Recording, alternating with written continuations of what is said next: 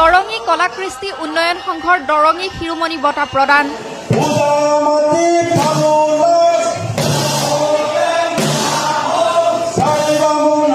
চাৰিগৰাকী লোকশিল্পীলৈ এই বঁটা। প্ৰতিষ্ঠা দিৱসৰ লগত সংগতি ৰাখি বঁটা প্ৰদান। লগতে প্ৰদৰ্শন কৰা হয় আপুৰুগীয়া দৰঙী লোককৃষ্টিসমূহ। অনুষ্ঠানৰ বন্তি প্ৰজ্বলন কৰে সংঘৰ প্ৰতিষ্ঠাপক সহকাৰী সম্পাদক নীলকান্ত চহৰীয়াই। চিপাঝাৰৰ বিধায়ক পৰমানন্দ ৰাজবংশীয়ে মুকলি কৰা কৃষ্টি প্ৰদৰ্শন অনুষ্ঠানত মুখপাত্ৰ দৰঙী উন্মোচন কৰে জিলা উপায়ুক্ত প্ৰণৱ কুমাৰ শৰ্মাই।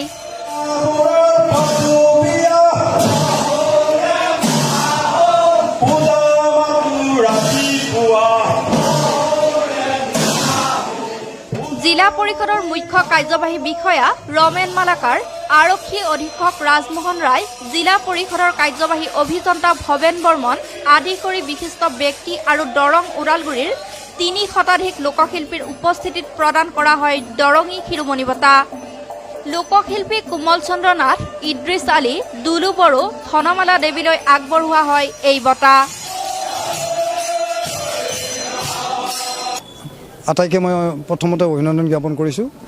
দৰঙী কলাকৃষ্টি উন্নয়ন সংঘ দৰঙীয়াৰ লোকশিল্পীসকলৰ প্ৰাণৰ অনুষ্ঠান আত্মাস্বৰূপ, আৰু এই আত্মাস্বৰূপ দৰঙী কলাকৃষ্টি উন্নয়ন সংঘৰ আজি এটা মহান কাৰ্যসূচী আমি ৰূপায়ণ কৰিছোঁ।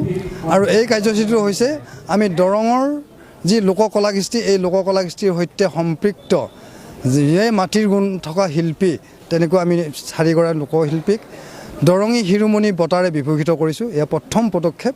আৰু সেই 4গৰাকী লোকশিল্পী হৈছে নাগাৰা নামৰ দুলুৰাম বড়ো, আইন নামৰ আমাৰ মঙলদৈৰ ধনমালা দেৱী, ব্যাস ওজাৰ যি ডাইনাপালী, শ্ৰেষ্ঠ ডাইনাপালী কোমল চন্দ্ৰ নাথ, আৰু এগৰাকী হৈছে আমাৰ চেৰাঠেকৰ পাঠেৰঘাটত ঘৰ ইদ্ৰিছ আলী। এই 4গৰাকী মহান শিল্পীক দৰঙী কলাকৃষ্টি উন্নয়ন সংঘই দৰঙী শিৰোমণি বঁটাৰে বিভূষিত কৰিছোঁ। আৰু আজিৰ এই অনুষ্ঠানটোত আমি বিভিন্ন শিতানৰ ব্যক্তিক নিমন্ত্ৰণ জনাইছোঁ।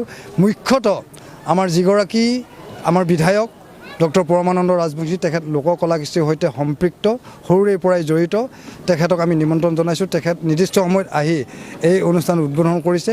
তাৰপিছতে আমাৰ যিখন গ্ৰন্থ আজি আমি প্ৰকাশ কৰিছোঁ, ৰাইজৰ হাতত অৰ্পণ কৰিছোঁ, সেই গ্ৰন্থখন উন্মোচন কৰিবৰ কাৰণে সন্মানীয় উপায়ুক্ত মহোদয়ক আমি নিমন্ত্ৰণ জনাইছোঁ। প্ৰণৱ কুমাৰ শৰ্মা তেখেত আহিছে।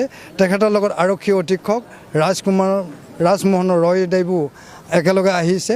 গতিকে আমি আটাইখিনিক শ্ৰদ্ধা জ্ঞাপন কৰিছোঁ।